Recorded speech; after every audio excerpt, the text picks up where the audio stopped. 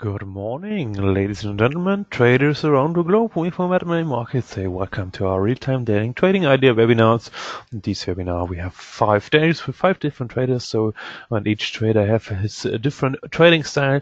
And let us know how this view on the markets are at the moment. We would like to screen the markets, show you some interesting trading setups, and for sure answering here your questions. But first of all, be aware of the risk disclaimer.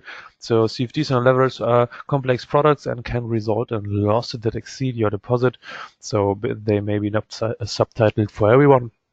And please be aware that all we are showing and presenting here today is just a personal opinion of our trader and not an advice for investing. Yes, here is a picture for me. My name is Tim Temp. I'm account manager here from Germany, Berlin based. And we have the pleasure here today with Dirk. Then it's Friday, the 15th of February. And Dirk will join us in a couple of moments here to let us know his view on the markets. Why Admiral Markets? So here you have a quick overview of some of our offerings. For example, maybe here the DAX30, we offer it with a typical fixed bet of only 0.8 point during the main trading hours. These and other products as well. The Forex pairs you can trade without any commission here by Admiral Markets. Also, you can see here some of our customer service and product awards. If you have questions or anything, please let us know and contact our customer service. We are an international broker, so we have one world global office. We have different licenses all over the world. What does it mean and what kind of offer we can do for you? Please contact as well for more details our customer service. So here is a picture from Dirk. I say good morning to you, Dirk. It's a pleasure to joining here today with you. And so you have the screen and the stage is yours and you can start. Yes, good morning, Tim. Thanks for having me on again. So it's Friday, as you already said, and a couple of news and a couple of course, asset classes we'll be looking on. First of all, some maybe strange moments yesterday at the evening sessions in the US. So there was one guy speaking, and suddenly he got interrupted by Mr. McConnell and says, "Oh, the president Trump is going to sign the border deal, is going to sign the deal which was especially talked about between the Republicans and the Democrats, and so there might be." The situation about the next shutdown looming might be solved, so there won't be one. So one thing, congratulations. At the next moment, they are started with issuing a national emergency, state of emergency, which said Mr. Trump is the way possibly to get new funding for his wall and stuff like that. Do have some issues with the sound, Tim. I get a sign here. Possibly I have issues with the internet connection. No, it's all fine, Dirk. So you are very clear, so everything is nice. That tool is simply annoying. Then okay. Yeah. Okay. Let's just get started in a couple of things. Today, as you can see, the German DAX already got very close to that 11K marker. So that's so-called psychological level. Gonna check out these kind of levels here, and besides that technical stuff, you gotta know that there is a so-called small witching or little witching today taking place at the Eurex, and that one is relating to options expiries. So if you check out the website from the Eurex, which is www.eurexchange.com, you might find some stuff about index derivatives. And these are leading you to a so-called thread, which is called ODAX, so option stocks. And you might find some interesting open interest borders, and that is clearly between 11K and 11,200, 250. So that is let's say the room where the DAX might be moving today. Of course, these are 200, 250 points. Is not a small room. But in the end, which we are really close to that 11K marker this morning as well, possibly it's nice just to check out the room to the upside. First of all, going to just reopen another chart, a naked chart here. just to show you some other drawings and other stuff, of course. First of all, putting in some oscillators like the relative strength index, which I always use with 20 and 80 setup, and on top of that, using the moving average, the classics like the 200 and the 100 moving average. Okay, let's check out another color, of course, and using that green one for the U100 MA. All right, inserting, of course, looking at the daily and not at the 5-minute. Looking at the last lows and the last high. Be checking out this Fibonacci retracements from the downside to the upside here, and marking the upper level. Before we go into more details, which are always present you as a so-called board, a board with a couple of resistances and supports and data, especially from the XERA-DAX. If you see that XERA-DAX resistances and supports this morning, we are already, let's say, touched that support 1 level at 11.025, as you can see here. And pivot point right now is from today's calculations is 11.143, and the resistance, the first one, is 208. So that is very close to that 11.200 level I talked about a couple of minutes ago. And as you can see, the EMA, so-called EMA, exponential moving average 100, is at 11.314. Looking at gaps, the gaps, we are still having that one from December. I was talking about the last weeks all the time. This one is still open, and we got a couple of new ones here. Checking out this data from this morning. This one here is already closed. Just delete that one. Because the XERA-DAX this morning opened with a gap down. This one is closed already. You got the one from 6th of February to 7th of February, which is at 11.9742 to 86.46, as you can see right here. I'm gonna delete this stuff here, and this data from the moments ago you saw was from 10 CT, so not too far away, not too long ago. All right. The points we are kicking up to is the first is 23.6 Fibonacci retracement, and the downside here is 38.02. which is already a sub the 11K marker. So if you check out, if you check in the next long setup trade, you might be using that one as a stop loss scenario a little bit above that. Might be something like 10.980s.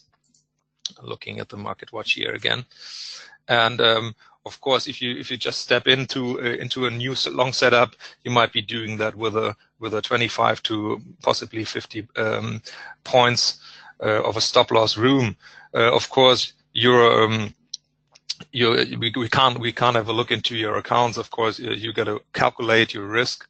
So all these kind of a topic like risk and money management is very, very important for you, as for every trader, of course. All right. Speaking about the Eurex, already did that. Speaking about the international stuff from the US, talking about that later on with the Euro-US dollar, of course. And of course, on top of that, well, we changed into the Euro-US dollar right now. Looking for that levels, still room to go. We'll be opening another one here. Makes sense.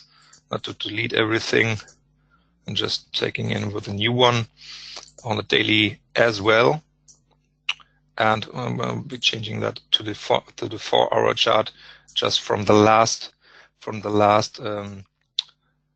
high here, excuse me, from the last low here and to the last high, and checking the projections to the downside here and marking these ones. 138.2, 161.8. just to have a look at the downside here as well. Of course, still there is the low at 112.15, which is from November 2018, which is very important for the bears and for the downside. And the next goal for the upside is still that room between 115.14 and 115.70, which you can see from the last highs from the chart.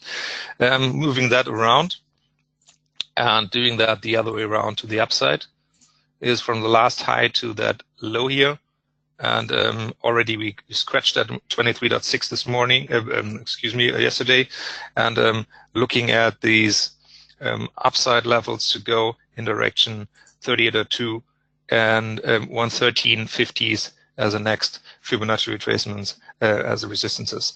Doing that the same with a couple of goods. You can do that via your navigator. You might insert your Admiral pivots here, opening that one, and this one is going to be implemented into your chart. If you don't have that stuff, talk to the help desk, and they might give you a hand with doing so and to implement that stuff into your platform. Okay, looking at the resistance 1 levels, which is at 113.20s, and the resistance 2 level at 113.45, which is very close to that 38.2 Fibonacci here. That might be a nice setup to the upside. Goes to the downside here. Support 3 line you can see is a little bit underneath that 112.04 fib, which is the 138.2. Okay, talking about a couple of issues from the fundamental side. If you check the news, you possibly read about the situation in Spain. Well, you might ask yourself, what has it to do with Spain right now? What is he talking about? Well, the Spanish Prime Minister simply called for snap elections today. So this is nothing new. A couple of days ago, we already had the feeling that there might be another in the election in Spain. So that's simply the reason, due to the fact that Madrid, really did not manage to set up a new financing for the next year, and the situation got really difficult for them, and from now on there might be an election, and this one is set for the 28th of April. So that means it is very, very close in front of the European elections. Yeah, now you might ask yourself, what will be happening with elections? Well, it is still very possible, just due to the fact from the Spanish elections the last time, and the possibly new elections the next month to come, in April to come, that there might be another hung parliament. So it might be not getting too easy for Sanchez and his friends, and maybe the upside to get some government done. What has it to do with the euro? Well, Spain is not a small Eurozone member. Spain is the 4th biggest, so after Germany, after France and Italy, Spain is number 4. And if you look at the so-called Spanish debt situation, you might find some data around that from D-Status, which is statistical stuff from the Eurozone. And you will find that Spain has around 1.175 billion of state debt, and in the next relation to the GDP, that is around 97%. So that is right now still better than France, which is a little bit worse. But if you check out the European data relating all these debt situations, you will find that Spain is very much in difficult periods. By the way, of course, the last years they managed to get out of the worse situation if you compare that one to the other countries. What does it mean for the euro from the political side and from the pressure it might be having on the euro-US dollar rate? Well, this might be leading to another sell-off if there's not something like a very good solution. This one is, of course, in April 28, but right now we are just trading the future and trading into the rumors, and that might be difficult for the euro to set up another move to the upside. The only thing what could happen is that we might get something like a sell-off at the equity markets, and that will lead to an upside move at the euro. This is what I wanted to talk about from the setup side for a couple of assets in currency markets. Looking at the EURUSD dollar, it's simply the strategy that you are simply, really, it sounds simple, but you simply sell the spikes. Every time the EURUSD dollar rate is going to, let's say, move up a little bit between 0.4% or 0.8%, something between that, euro is just a sell. Another one, we will do that besides looking at the market watch here, will be a couple of other currencies like the US dollar versus the Canadian, like the euro versus the pound, like the euro versus the Swiss franc. And another one maybe interesting in the next month to come is the US dollar versus the Chinese yuan. You got to see that is the US dollar versus the Chinese yuan is this one, the offshore renminbi. So this is CNH right here, which is hovering around 678. First setup, checking into US dollar Canadian. US dollar Canadian, where is it? Might be opening another one. Checking out if there's still a chart open. No, there's none. So might be open this one. And we be checking in. We see that there's a sell order, which is placed at 132.97, 98, and the stop loss scenario is well above that.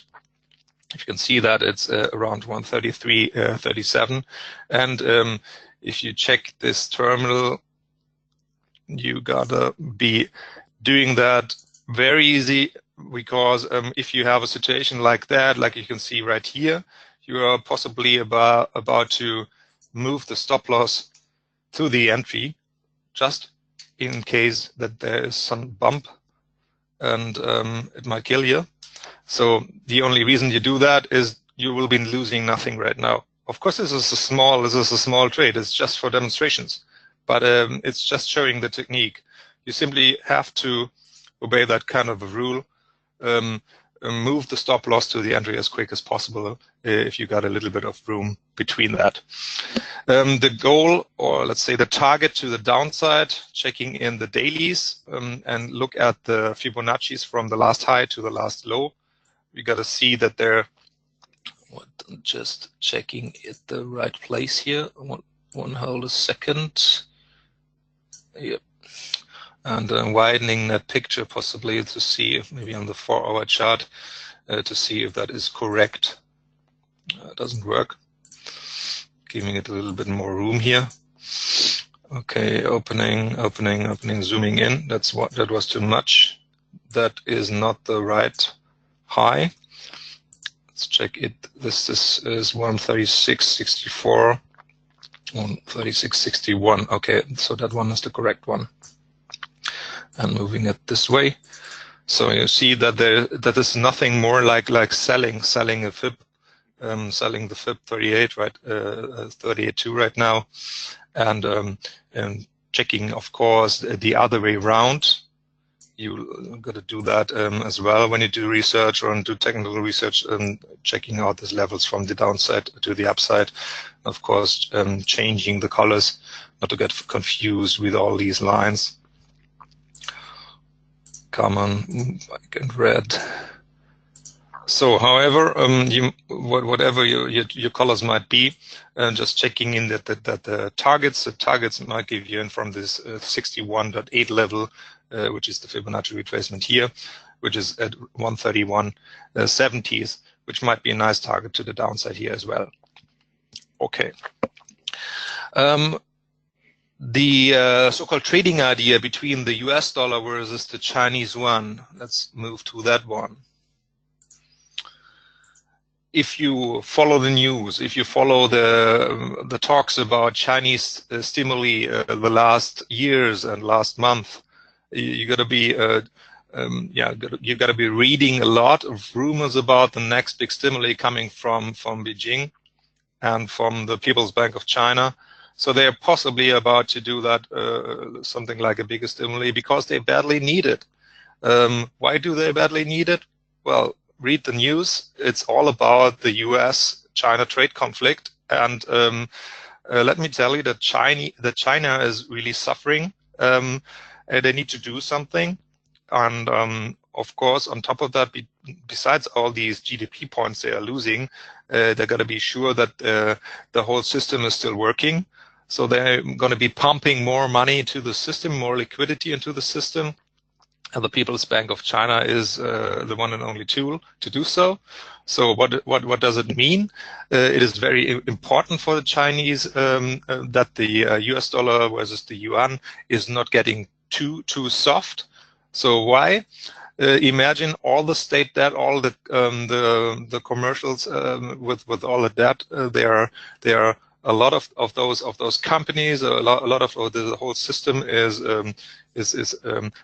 they just simply took US dollar as a financing system, and the more the Chinese yuan is losing against the US dollar, the more expensive it gets for these boys to pay back their debt. So this is very important, and somehow they got to steer that Chinese yuan a little bit more to, let's say, to a stronger yuan, just because of the reason the more they do that, the less difficult it gets to pay back the debt. So that is, of course, nothing like, from the economical standpoint, it is nothing like a very, very sustainable solution, because in the end you got to pay the bills somewhere in any kind of a corner. But for the short term, for a couple of months to come, until they find a solution during the negotiations, that might solve a problem a little bit. So the idea behind that, opening a chart window here, and checking these levels from the daily perspectives, is that you find some last excuse me, this was the wrong setup. I gotta see the longer setup. Where is the low? Okay, we need to check in the weekly chart and zooming in. Especially important, this is something you always have to obey the rule, because it's interest rates between the US dollar and the Chinese yuan, and the longer you're about to hold that, the more it gets important to see if you are moving into the right direction, talking about swap. But well, checking out the target to the downside, a couple of investment banks and state agencies are talking about that they want to get a level around 650. Now have a look where 650 is. Just have a look. It's funny, huh? It's 61.8 retracement from the longer term perspective. It's a technical stuff on top, of course.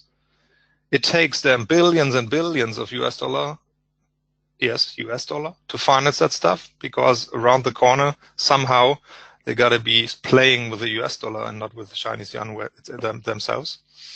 But they have the target to get it down to around the 650s. So that's just from the technical perspective, something like corresponding with the idea to get it around this kind of a level. So that might be a longer term scenario, which is in direction to the 650s.